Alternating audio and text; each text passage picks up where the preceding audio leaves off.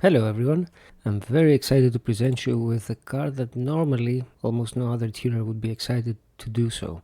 The Peugeot RCZ, which comes with a manual gearbox and a 1.6 liter THP156 engine. Three versions available: THP156, THP200 and THP270 by Peugeot Sport. Also a 2 liter diesel version, but that's not very common. This one is a facelift model being made in 2012. Very few of them are around, and if you happen to find one, know that they are becoming pricier and more hard to find as the years go by. The reason for that is that Peugeot stopped producing the model. There will be no more of them, and nothing else is coming out of the production line. The RCZ was the equivalent of the Audi TT. It was a project from Peugeot to see if they could open up that market, and they didn't do so bad. It's just that I think Peugeot owners and Peugeot buyers are not up to that task. It was not a car that was really exciting to them. Although the performance was there, certain versions such as the Peugeot Sport THP270 is really powerful and a really good car to get if you can find one. It's just that you need to like the car in order to have one. We have been working with these engines for a very long time, especially since we started in 2008 with the first Peugeot 207 having a THP 150 and the GTI RC having a THP 175. When these engines first came to the market, there were many things we did not know about them. The Peugeot dealers didn't know very much about them. The Peugeot technicians were not really used to them, since they were not used to working with turbocharged gasoline cars, especially with directly injected ones. It was a very new technology back in 2007, and this caused a lot of problems to the servicing of these engines, together with some oil consumption problems. Well, there was a lot of confusion that ended up bringing a lot of negative feedback to the manufacturer for these cars and their support, which is very unfortunate because they are very durable, especially when they are maintained and serviced properly. There are only a few key things you need to know to keep them running well, even at very high power output levels.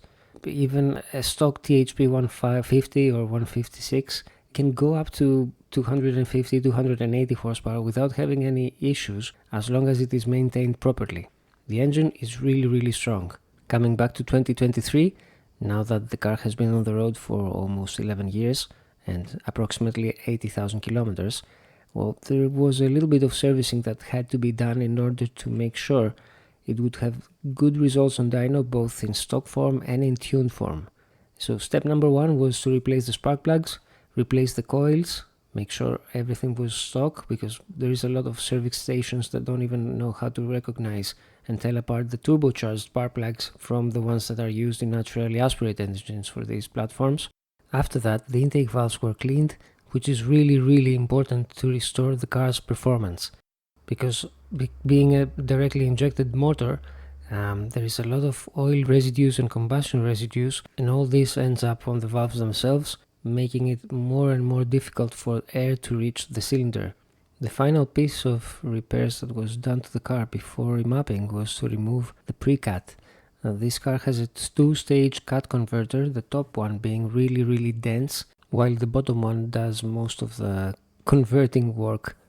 Over time, the dense layer of the pre-cut actually starts to get oil residues and everything else that comes out of the engine itself and the turbo, and then over 100,000 kilometers or so it becomes clogged. So not only do you have the intake valves that become clogged on the cold side of the engine, you also have back pressure building up from this clogged cut converter at the hot side of the engine. Once everything was sorted, the car came to us, we put it on the dyno, and then started doing measurements with the stock map, seeing how much it would produce.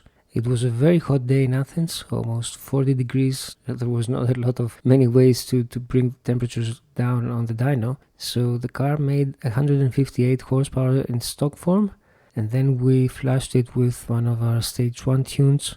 As we let it cool down as much as it was possible, it made 183 horsepower, bringing power gains up to 25 horsepower. Usually on good fuels and colder weather, it can go up to 190, 195, but no more than that.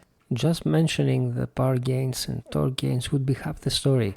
For these cars, there are really great benefits in upgrading their intercooler and their intake kit, just because the stock system is a little bit restrictive and there are a lot of gains to be realized out of these hardware modifications.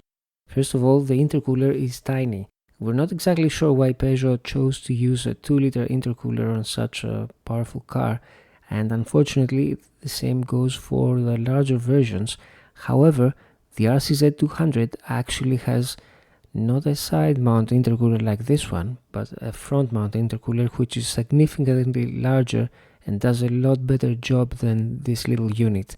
So for THP156 owners, please do consider upgrading your intercooler, because this is the source of many problems that limit performance. Once you have upgraded it to a larger unit, the car just goes a lot better, especially if you are in a hot, warm climate like Greece. So to sum up, new spark plugs, new coils, especially if you have never changed your coils, and always use the stock ones, no other brands. And then you can go ahead and tune your car with the stage 1 tune. Just make sure that the valves are cleaned, the engine timing is checked, and everything else is okay. This small preparation before tuning is absolutely necessary for cars that have already been on the road for 10 years or so, whether that is a Peugeot or any other car brand, especially before going in for a tune that improves performance by 20 or 30%.